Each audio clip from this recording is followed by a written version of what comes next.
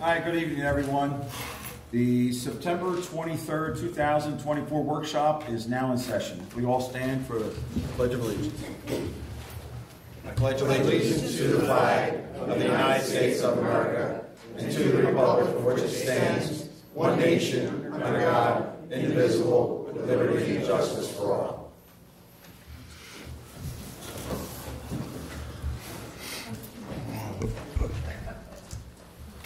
Mr. Willer, roll call, please. Yes. Mr. Heller is absent. Ms. Fulvia. Present. Mrs. Heller. Present. Mr. Duplicki. Here. Ms. Sawicki. Here. Mr. Pappas. Here. Mr. Burke. Here. Mayor Leslie. Here. Mr. Wills. Here. Mr. Catania. Here. Mr. Wilbert's here. Mrs. Boyle. Present. Chief Montella. Here. Acting Chief Havish. He's not here. Absent. Roll call complete. Thank you, Mr. Willer. And that opens up the first public discussion. First public discussion. Anyone for public discussion? Yes, no one? That takes us into the fire company report. Chief Montella.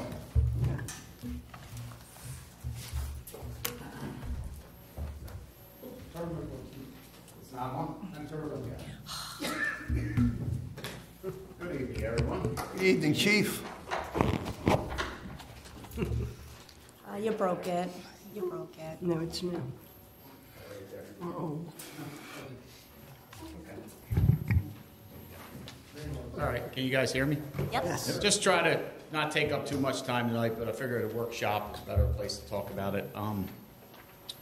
The past week, we had 7 members of our fire company went to a certification class run by Alert. It's a big police schooling thing for SWAT teams and stuff like that. And it's we went to it's called an active integrated response class. It's a new class that just came out. It was provided by Texas State University and the FBI. It's really new. It's about shootings in schools and these mass shootings that are occurring all over the country. And they kind of figured out we're doing things wrong, okay? What they're finding out is if we're waiting on the SWAT team, kids are dying, civilians are dying. So this course we went to was a 2-day course, very intense, very, you had to be in shape to do the class, but they're finding it was integrating the police, the fire, the EMS, and the dispatchers all into one thing. It's called the AIR class. We were lucky, there's a SWAT member that's the detective over at Chester Township. He thought our fire company would be a good candidate for the first class in this area. And let me tell you, it was intense. So what they're finding is it's over in the first 5 or 10 minutes. Mm-hmm. SWAT teams don't matter. The fire guys, the EMS guys, and the police need to go in that building.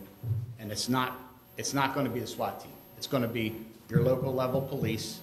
You need to go there and, put an end to the situation, no matter what it is. Mm-hmm. As soon as they go in charge, the fire guys are going in right behind them. It was an intense class on applying tourniquets, chest wounds, everything where people are finding that people are bleeding out because they can't get the ambulance in because the police blocked the whole street up. Mm-hmm. So it was a whole training session on the police, you own the grass, the fire department and the ambulance, you own the blacktop.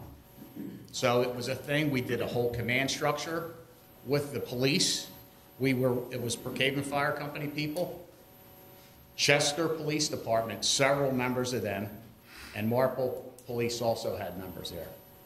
It's a new type of system that's coming out. I know SWAT training and all that's great, but it's over before the SWAT team gets there.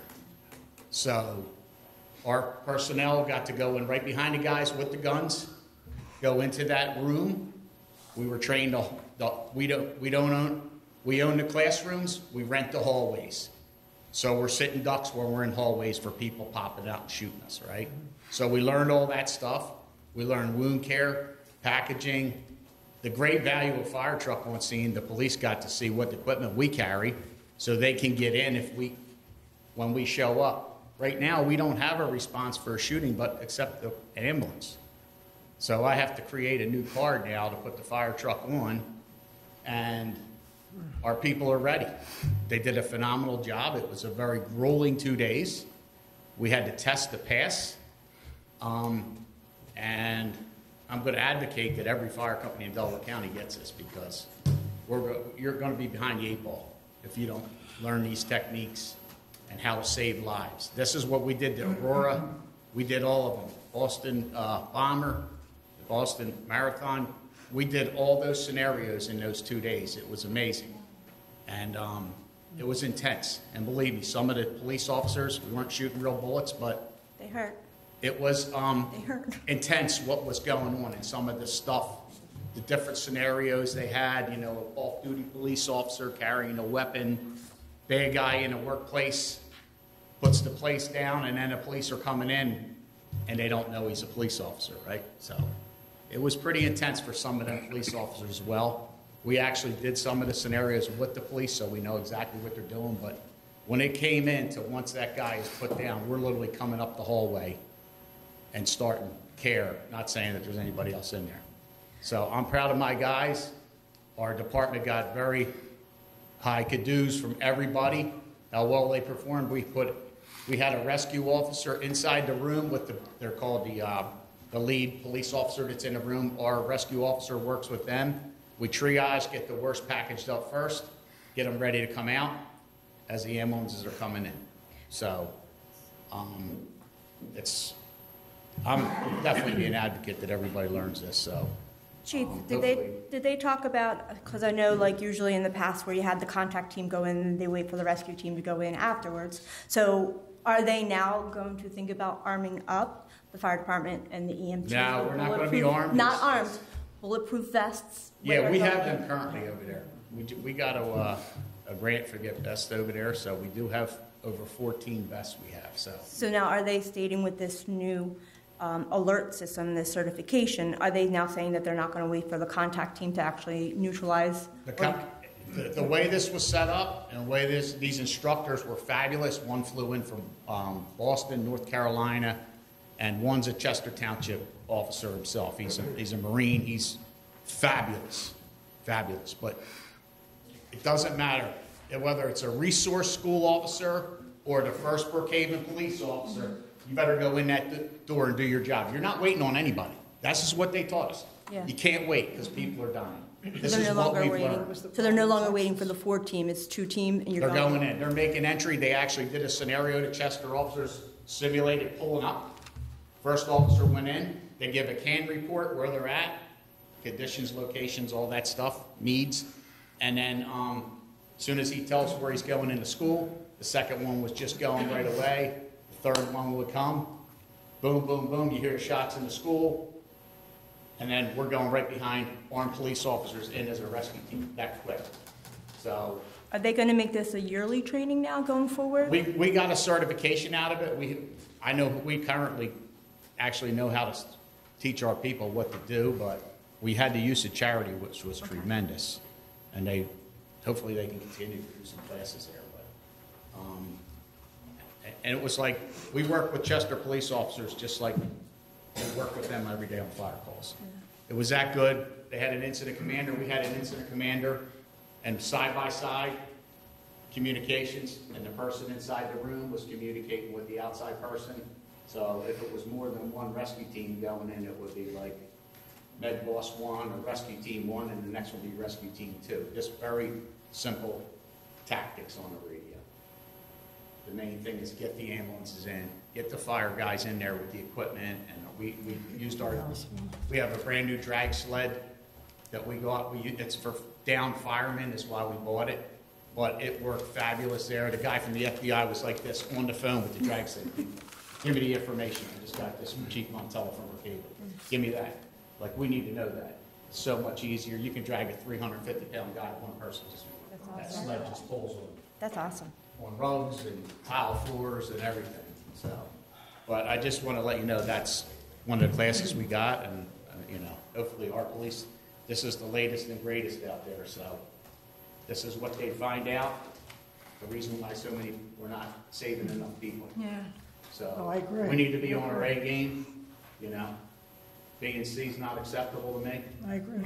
So, you know, if our people seemed all into it, you know, Morgan took the class. I know she really liked it. She's black and blue from all her arms and everything. She's all ripped apart, but they got it through the day. It was physical activity. So, I mean, it was pretty gruesome.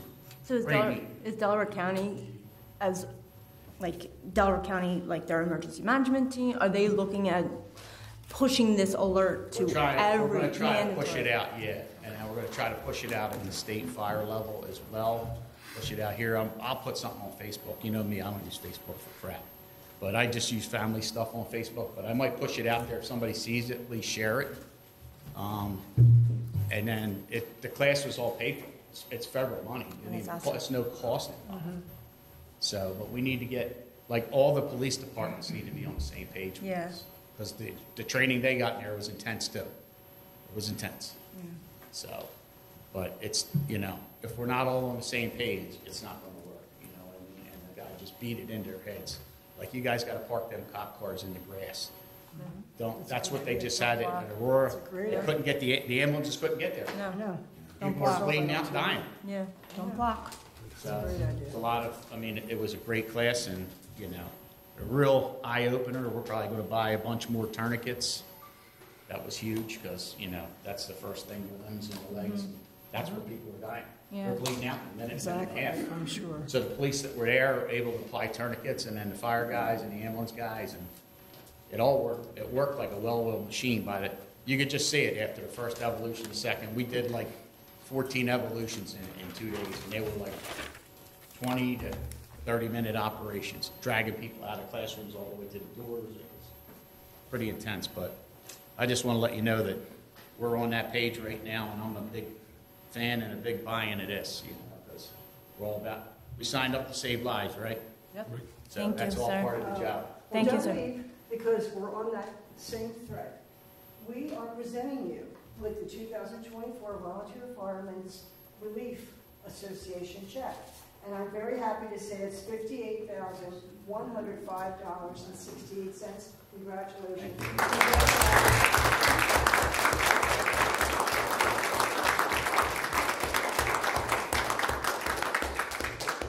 Harrisburg gives us that check every year, and the borough has to give it to its fire company. So once we deposited the check last week, Delilah was able to cut the check today, and we knew we had the meeting, so we said we would give it to you. So we really appreciate what you do. Thank you so much.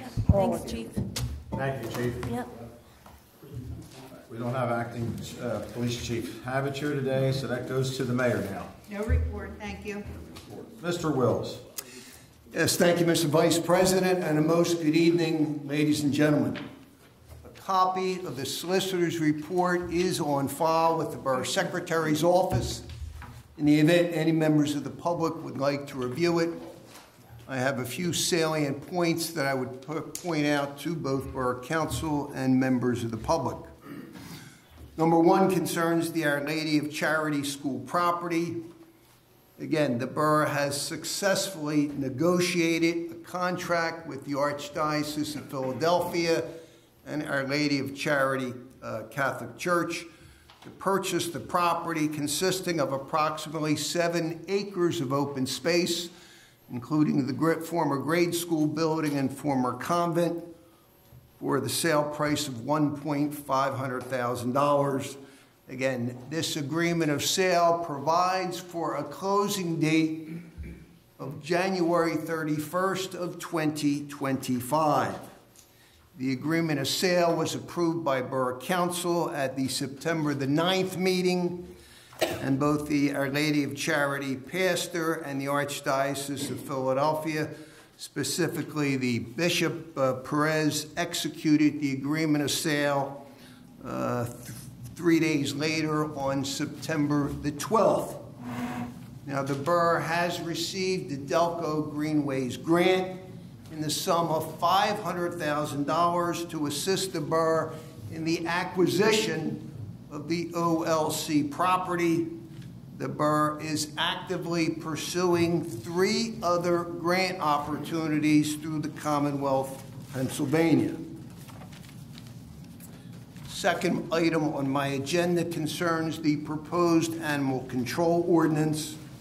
My office had drafted some minor revisions to the proposed animal control ordinance, which was initially considered by Borough Council approximately 2 years ago, but was not adopted at that time. This ordinance is now scheduled for a vote to adopt at the October 7th monthly meeting. 3, the zoning hearing board application for 520 Trimble Boulevard. Again, the property owner at this particular address had filed an application with the zoning hearing board requesting a variance to construct a 12-foot by 24-foot garage to be attached to his existing residence. The property is located in the R1 residential zoning district, which requires a minimum of 10-foot yard setback requirement. The proposed construction would only provide a 2-foot side yard setback, and of course that would be in violation of the zoning ordinance. This case was heard by the zoning hearing board on September the 10th, at which time the variance was approved by the board on a 3-to-1 vote. 4th, delinquent sewer and trash fee accounts here in the borough. I'm pleased to advise that over the past month, the borough has recovered $2,054 in delinquent trash fees and $3,199 in delinquent sewer fees, all as a result of municipal lien payments that we had filed against these particular property owners. My office has filed the appropriate lien satisfactions with the Delaware County Court, indicating those liens, which include interest, cost, and attorney's fees, have been fully satisfied. 5, the properties at 4800 and 4800 Greenwood Street and 4100 Edgemont Avenue. Both of these properties were cited by the Borough Building Inspector for violations of the International Property Maintenance Code as adopted by the borough. I'm pleased to advise that I appeared with the Borough Building Inspector at the Magisterial District Court back on September the 17th to prosecute the citations against the property owners. Both property owners were found guilty, and appropriate fines and court costs were assessed by the court. And I am cautiously optimistic that those International Property Maintenance Code violations will in fact be abated. 6th, another zoning hearing board application for 3700 Edgemont Avenue. The Brookhaven Shopping Center has filed a zoning hearing board application seeking a variance to install a 25-foot high pylon multi-tenant sign on the property, which exceeds the permitted height of signs in the C2 commercial zoning district. Again, this case is scheduled to be heard by the zoning hearing board on Tuesday, October the 8th at 7:00 p.m. in the council meeting room. Again, the public is invited to attend and present any opinions it may have, whether that be in favor of or in opposition to the application. And with that, Mr. Vice President, I can report general progress. Thank you, Mr. Wolf. The engineer's report, Mr. Catania. Thank you.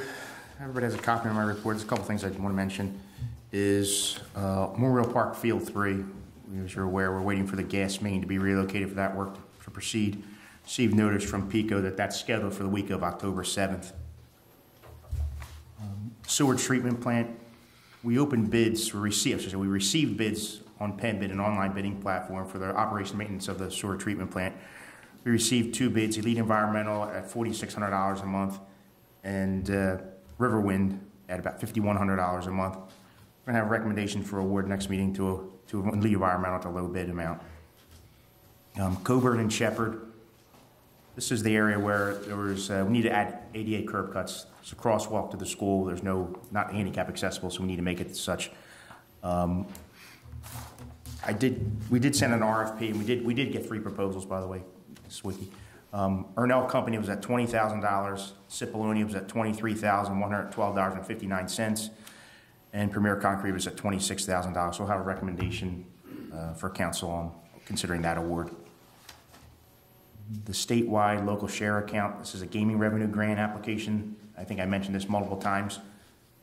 It's due at the end of November, up to $1 million, no match. Almost anything you want to do, we need to decide a project at some point between the end of November. We need to pass a resolution authorizing a project and authorizing the submission of the application. So whether we do that in October meeting or we wait until November meeting, but just keep that on your radar. And as Mr. Wills had mentioned, we have a couple of grants still outstanding. The local share account, the gaming revenue for last year, we applied for $1 million for the acquisition of the charity property. The Commonwealth Finance Authority was scheduled to meet in September to consider awards. That meeting came and passed, and it wasn't on the agenda. The next meeting is set for November 19th. There is word that they may have scheduled a special meeting in October to consider these awards. We'll keep you updated as what we find out. And that's all. Thank you. Thank you, Mr. Container. Mr. Heller is absent tonight. That leaves Mrs. Sawicki. Thank you. I do have a couple things tonight. The only thing I have is the Family Day bill list that we have to approve tonight since we have to write the checks this week. It's $20,246.20, and the check that we had to write for the Brookhaven Fire Company, which was $58,105.68. The other thing I wanted to mention about the fire company is that Harrisburg gives every borough and township a certain amount of money based on their population and other criteria. And then the township or borough has to give the money to the fire company in their town. But if some town has 2 fire companies, then the council would have to decide how to divide that check. But since we don't have that problem, since we have the best fire company, so we're not going to worry about that. Now, I am going to make the motion so we can write these checks, okay? We're going to make a motion that the bills for the Family Day and the check that went to the fire company is paid today. I'll second. Combine that in one motion, that's fine. Who took the second? I took the second. We're good. All in favor? Aye. Any opposed? Motion's carried. Thank you.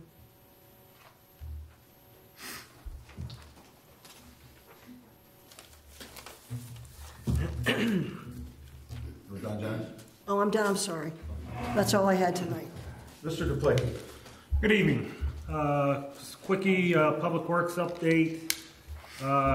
Just starting today is the last of the year limb and branch trimming.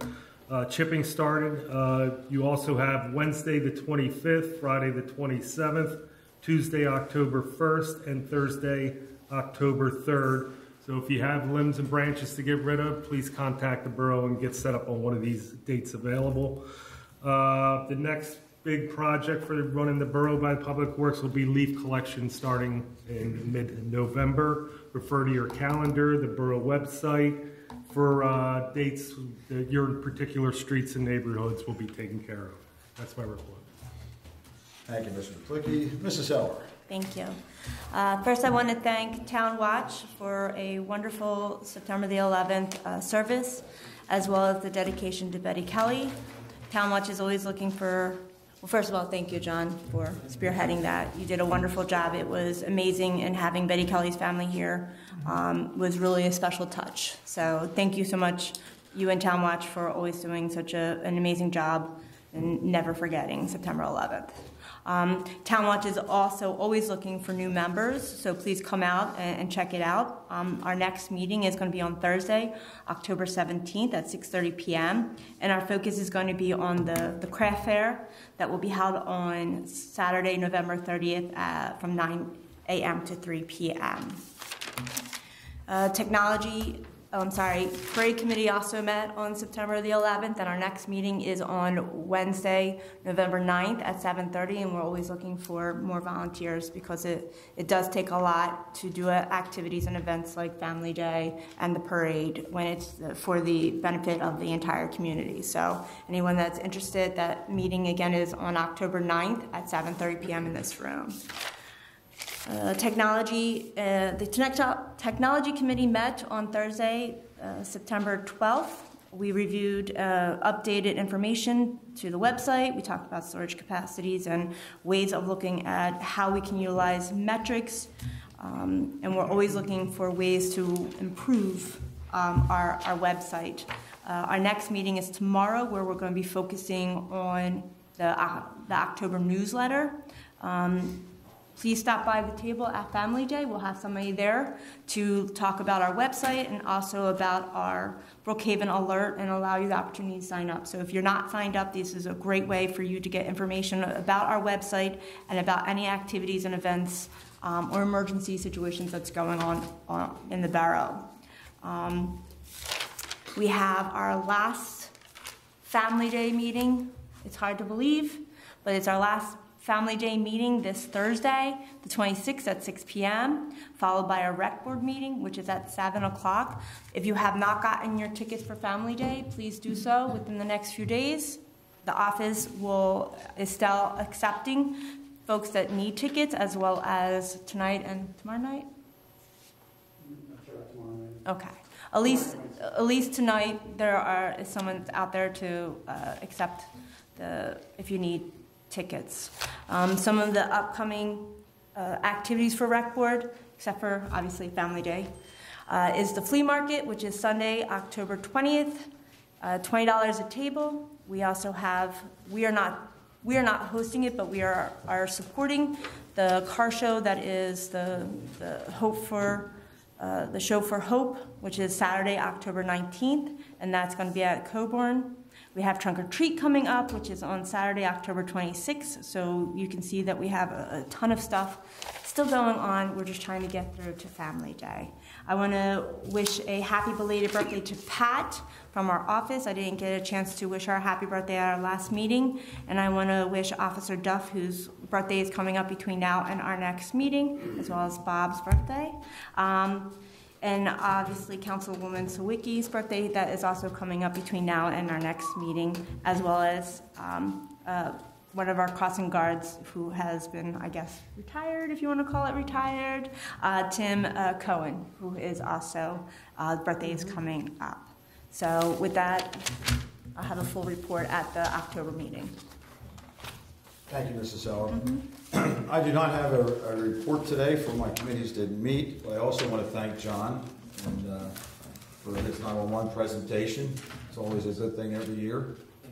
I also want to appreciate Chief Montella for your officers. They came up and you introduced every one of them and the services that are behind them. Thank you again. Okay, moving on, Mr. Burke.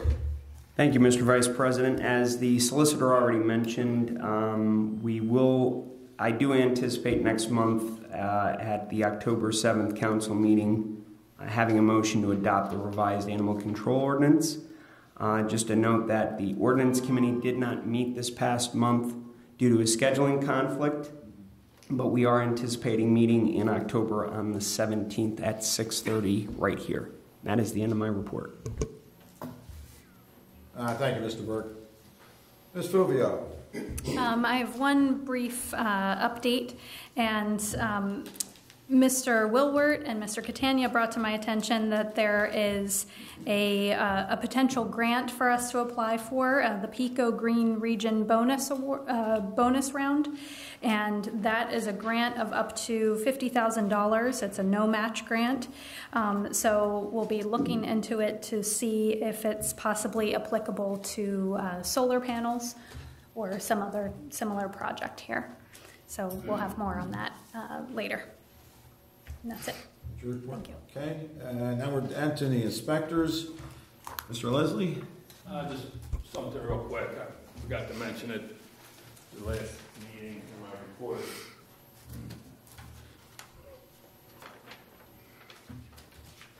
Good evening, council and residents. It's basically for the commercial district.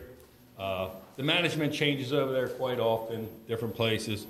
Please reach out to me, the fire department, so we can get the Knox boxes, keys changed, and the emergency contacts. We don't want to do any damage to anybody's property, especially the commercial district. A lot of those people watch the meetings. I'll bring it up again next meeting, but if they change, please notify the fire company or myself. We'll get over there, change the keys, and get the proper information out to the 911 center. Thank you. That's something maybe we can bring up with the business association, maybe at your next meeting. Please. You can bring that up and maybe we can put it on our newsletter and the website, sir. That's our only inspector tonight, right? Okay. That leads us up to the second public discussion. Second public discussion.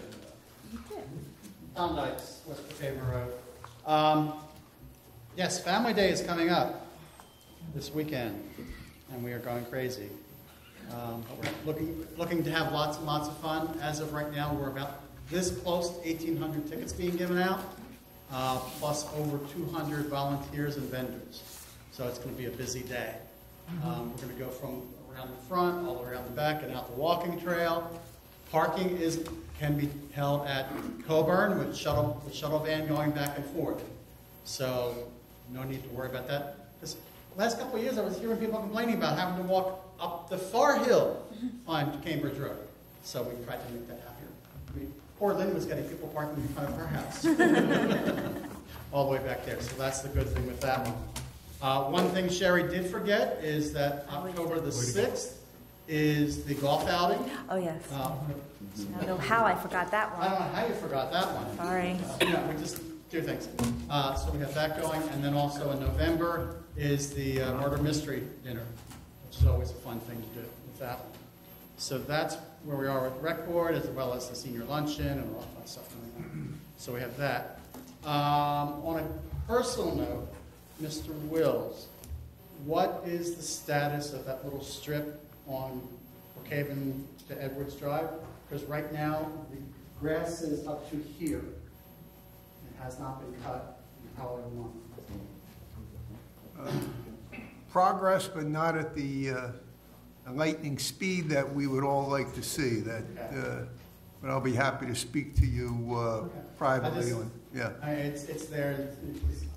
I know the neighborhood is fenced up and all that fun stuff. We got the park worked on, and now we have this yard with this strip with lots of high grass on it, and it is right on our main road. It's on Brookhaven Road, and it's that high up there. The other question I have is the property on Trimble Boulevard with expanding the garage to there. How is that going to affect other people who want to put more things on their properties in an R1 district where we have only allowed 30% of our property to be covered? Mm-hmm. Each case by the zoning hearing board is determined with its individual facts and circumstances. So no two cases are ever alike. And the fact that some zoning relief was provided to one particular property owner does not compel the zoning hearing board to grant relief to future property owners. Again, every case is different. The facts and circumstances are different. So the zoning hearing board is not setting a precedent by granting the particular relief in this case. It is, because the next door neighbor could then ask for one, and then the next door neighbor could ask for one, and the next door neighbor. It keeps going. I mean, I'm being told I'm under an R1 on Brookhaven Road, and because I only have 7,800 square feet of my property, I have to stay under a certain level. That is correct. And what I was originally told was I had a certain percentage of doing things, and then the state changed the definition of covered areas. So now sidewalks and driveways are now included in that area. So now I can't put an addition on my house because of the sidewalks and the driveways without getting a variance. And it's just like, that seems a little... Understand that the zoning hearing board serves as a quasi-judicial agency. It is an independent agency, independent of the borough council here. And again, they must apply the facts to the law. And again, if an individual property owner can show the proper hardship under the law, then potentially the variance could be granted. So again, the board is not setting a precedent, but again, as I indicated, all these cases, again, they are open to the public. And again, I certainly invite the public to participate. We have one scheduled for next month where, again, members of the public are permitted to come in and testify, whether that be in favor of or in opposition to any particular application. And certainly the zoning hearing board will take that into consideration in eventually formulating a judicious opinion as to how justice is properly served. You know, just from a point of view of myself, I'm now limited for what space I can put on my property without coming to the zoning board and asking for stuff. And also, like the neighbors are allowed to complain about that being that close to their property line. So 2 feet seems like really, I mean, I'm assuming, and again, I did not appear at the zoning hearing board. I'm not aware of the individual facts and circumstances, but in all probability, the adjoining property owner did not oppose that request for zoning relief, and perhaps even consented. You know, perhaps he even appeared, or she appeared at the zoning hearing board to indicate to the board that they have no opposition to the particular relief that was being requested at that time. So I guess my other question is, 12 by 24, is that the size? I thought our biggest size for a garage was only 16 feet. So are they getting a double variance? I'm not aware, when you say a double variance, what do you mean? If it's only allowed to be 16 feet and they're 24 feet, and they're now allowed to be 2 feet away from the property line, that's a double variance. Well, perhaps they received multiple variances. I know the one variance they received was obviously a side yard setback requirement. Right. And again, I did not appear at the board, and it's possible, again, sometimes zoning relief, you require multiple sources of relief under the zoning code in order to properly construct, you know, whether that be an addition, whether that be a garage, whether that be a shed, whatever, on that particular site. Yeah, I just find it interesting that we're doing that and getting that close and that big. I mean, I know there was a big fight over how big they're allowed to be and how tall they're allowed to be and everything else. And we changed the zoning just a couple of years ago, and now we're asking for a variance of that for that size of garage. So it just seems like we made the variance once for everybody in town, and now we're making special exceptions for somebody else. So it just seems a little odd. Okay? Thank you, Mr. Dykes. Public discussion is still open. Anyone else? Anyone else? Anything else from the council? I just have 2 things that I forgot. I'm sorry. I'm sorry. Oh, I'm sorry. I looked down at the exact same time you're standing up.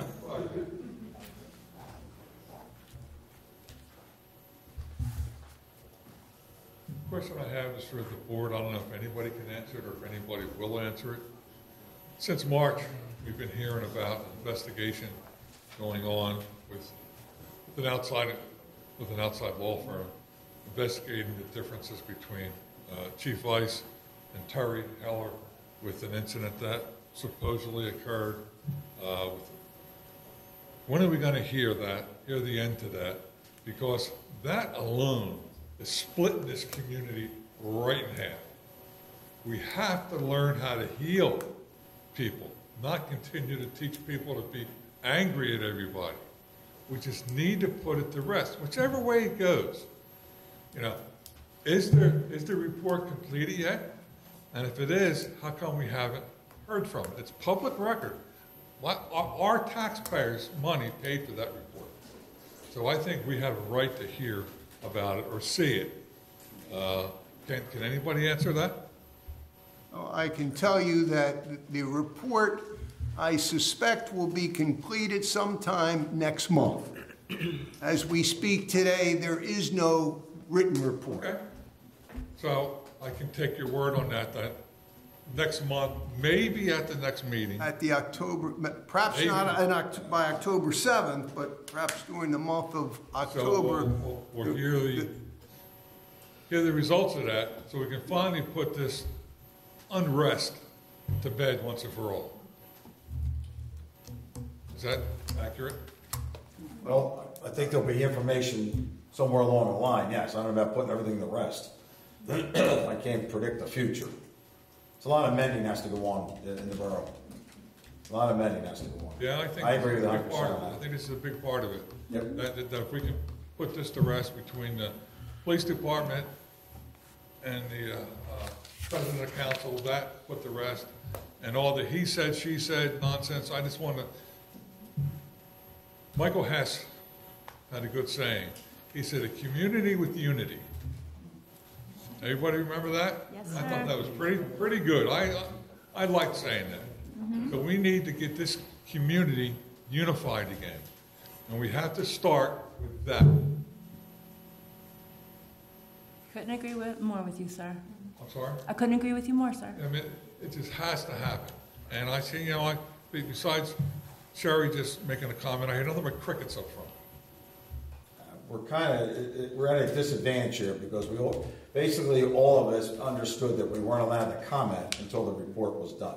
That came from the lawyers themselves, and that's why nobody is really, and I honor everybody on the council that's kind of kept their lips quiet about the whole thing. Okay, that was to make sure there was no interference from our side, no interference from the police department side, that the Hill and Clark organization, or I should say law firm, was able to get to the answer. Okay, I mean, I can respect that. Silence is a good thing sometimes. Yep. But I'm hearing tonight that we're going to get an answer of the full report next month. No date, next month. Next month, yes, it is, from what I'm hearing from the investigative attorneys at Clark Hill, that report should be completed sometime next month. Okay. All right. You answered my question. Thank you, guys. Thanks, everybody, doing a good job. Need your name and address. Okay. John. There's only one John Wilbur. I don't know if the world could take two.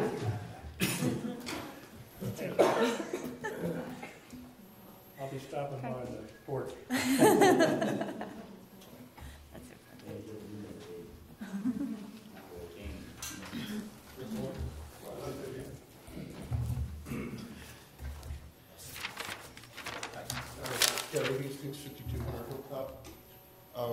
If there's no comment about the investigation, why was there a Daily Times article today issued from a member of council?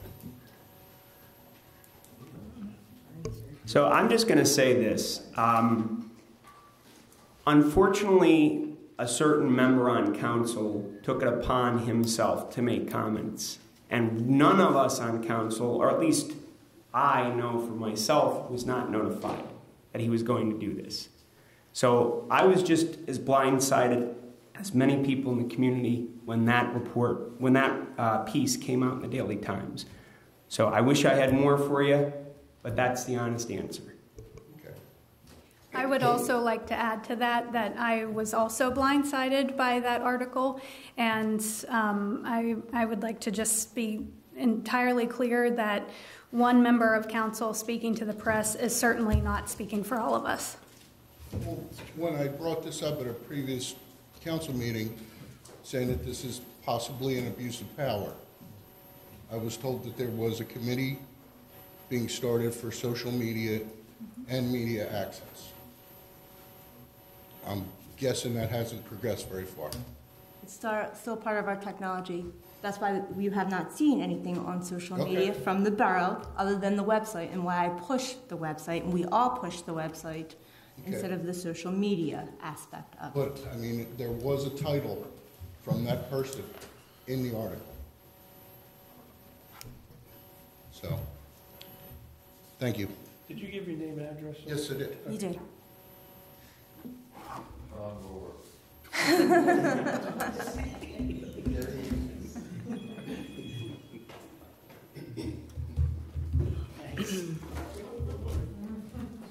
Anyone else for public discussion?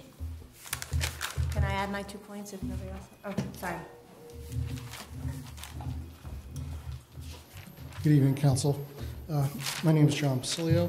I just wanted to ask, in regard to the report, will will you guarantee, will everyone on council here guarantee tonight that this report will be released publicly to everyone in this room, in this borough? Or is this something that you guys will be holding back? Can you at least comment on that? Is this going to be something that's going to be released, or does council possibly have the ability to vote against releasing this to the public? That's my question. Yeah. Because this is paid for by tax dollars. If your question is, does council have the authority not to release the report, the answer is in the affirmative, yes. Okay, well then I suggest to council, for the good of this community, you guys release this report, or there's going to be a lot of very upset people, and this is not a threat. I just feel like my father-in-law said, it's going to make this community a place where people are not going to trust the borough council. Whether they want transparency, whether it's for one side or the other, it doesn't matter. We need to come together. So I think it's in the best interest, my personal opinion, I don't speak for anyone else in this room, that this needs to be released, whether you like it or not. Because if it doesn't, it's just going to make things worse for this community. And I stand by that. And if not, I think council really needs to consider their role in their inaction to release this to the public, if that's the case, if you choose to do so.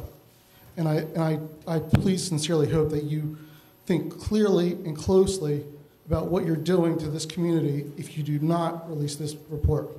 And I will be holding you to that in the future going forward if you do not at the ballot box. Okay? Thank you for your time. Thank you.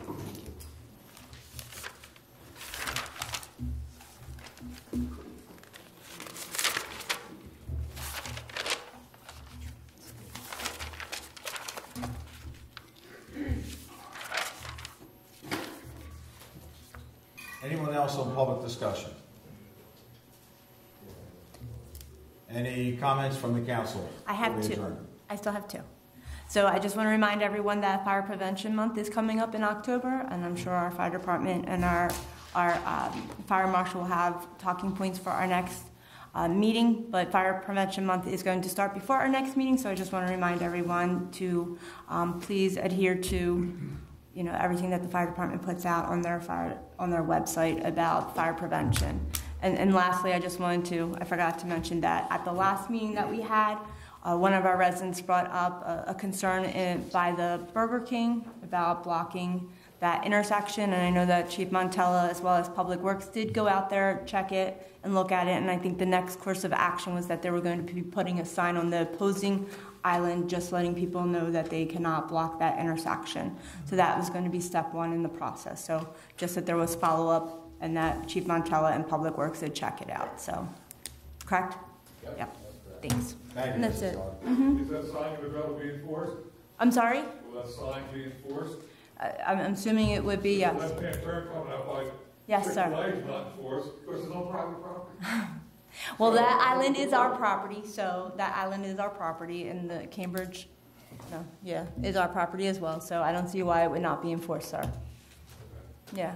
This was the next step before we do the whole block, don't block the intersection with the big blocks. It says it on the sign, sir. It does, that one sign. It does say it there, but we're kind of going over it. Yeah. There's you're looking forward. Yeah, you're not looking at the side. It just looks directly across the street. You see it there, and you see it there. Maybe red light will click in and figure it out, but So this is hopefully, it will help alleviate some of that blocking of that intersection. That's the end, sorry. Anyone else from council? We'll take a motion to adjourn. So moved. Second. All in favor? Aye. Any opposed? Motion granted.